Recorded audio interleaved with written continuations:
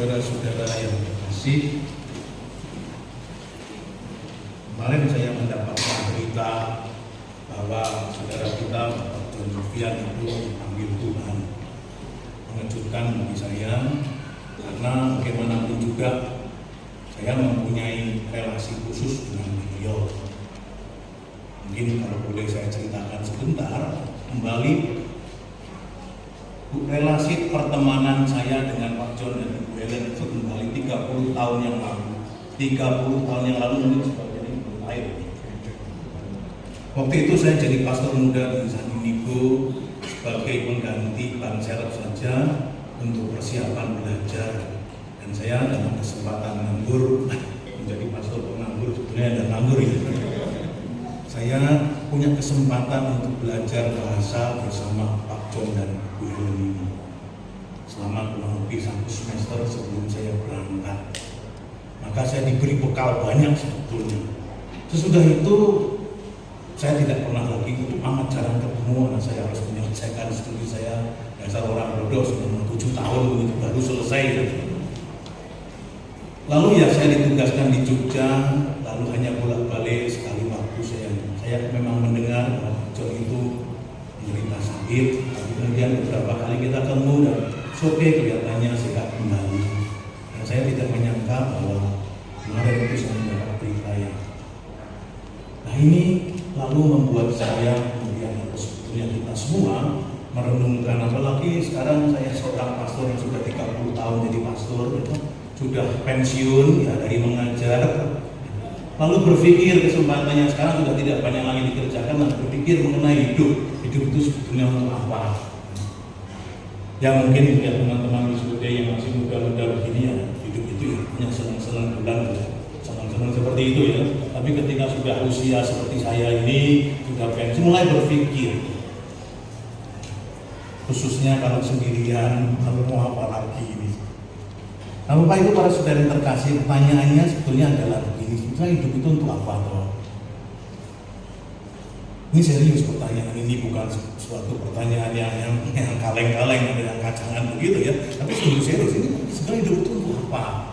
Mengapa saya tanya begitu ya? Kalau seandainya Tuhan itu menciptakan kita itu hanya untuk ya sudah menciptakan hanya senang-senang, hanya karena saya maha kuasa lah saya ciptakan manusia terserah nanti mau jadi apa, lalu rasanya kok tidak fair Tuhan itu. Kok Tuhan saya membayangnya tidak seperti anak kecil yang mainan itu punya dolanan begitu sudah bosan dibuang, sudah nggak peduli lagi. Atau kalau pergi ke pantai begitu bikin apa itu, bikin patung-patung dari pasir begitu ya, kemudian sudah bosan ya terserah tinggal begitu. Pertanyaan saya, apakah Tuhan yang sang pencipta, kalau Tuhan menciptakan kita itu apakah juga seperti itu gitu? Kalau seandainya memang begitu, kalau Tuhan seperti anak kecil yang begitu bosan lalu tinggal begitu saja, saya kira Tuhan kok tidak fair.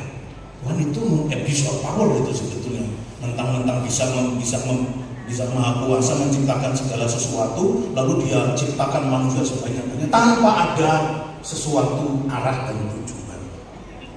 Kalau konsekuensi berpikirnya seperti itu, saya kira kok tidak. Pasti Tuhan tidak seperti itu.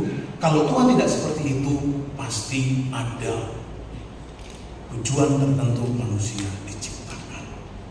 Harus ada sesuatu. Karena kalau tidak, kita harus mengatakan bahwa Tuhan itu sudah melakukan abuse of power. Ya saya nanti disangka melecehkan agama ya. Bukan itu maksud saya. Ya. Nah kalau demikian kita masing-masing itu mempunyai sebuah tujuan tertentu untuk diri kita dan untuk sekarang ini di dunia dan untuk nanti juga. Kita masing-masing mempunyai tugas tujuan di sini, dan saya kira salah satunya yang saya boleh rasakan dari Pak John dan Bu Helen, melayani orang lain, berbuat baik untuk orang lain. Kita semua mempunyai kesempatan seperti itu. Kita diajak, diutus ke dunia untuk berbuat baik kepada orang lain. Dan nanti kalau begitu apalagi yang terjadi? Bacaan Injil hari ini dan bacaan pertama yang itu sungguh memberikan sesuatu yang sangat indah kepada kita, bahwa kita itu sungguh berharga di mata Tuhan. Maka jangan khawatir akan apapun juga. Kalau Tuhan memelihara kita di sini, dan semua kita ini saya kira mengalami bahwa Tuhan itu dengan berbagai cara yang luar biasa itu memelihara kita.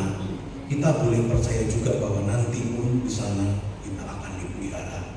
Ini sekali lagi sebuah ungkapan kalau Tuhan itu tidak main-main. Kalau menciptakan manusia itu dengan tujuan tertentu, pasti Dia akan pelihara juga sampai kita kembali ke tempatnya. Maka di dalam bacaan Injil tadi kita di Injil Matius dengan sangat indah mengatakannya, lihat itu burung-burung di udara, Tuhan memelihara. Lihat itu bunga-bunga, tidak ada yang lebih indah dari sana. Pemeliharaan Tuhan itu bisa kita rasakan tidak hanya sekarang, tetapi juga sampai nanti kita kembali setelah tugas kita di dunia ini selesai. Santo Paulus dalam bacaan pertama mengatakan dengan jelas, siapa yang bisa memisahkan kita dari Kristus? Kematian tidak akan bisa juga, karena dengan demikian justru dengan kematian kita akan dipersatukan dengan Tuhan sendiri. Saudara-saudara terkasih, hari ini adalah hari Jumat pertama dalam bulan. Hari Jumat pertama itu bagi orang Katolik spesial karena pada kesempatan ini kita merenungkan hati Yesus yang Maha Kudus. Hati Yesus di dalam sebuah lagu itu hati Yesus bagai laut, bagai samudera. Kalau saya boleh mengutip bacaan yang tadi pagi didengarkan, saya tidak tahu apakah ikut perayaan Ekaristi, bacaan apa tadi yang didengar, yang diwartakan dalam misa pagi tadi. Ya. Injil Yohanes bagian akhir, di mana Tuhan bertanya kepada Petrus 3 kali, apakah kamu mengasihi aku?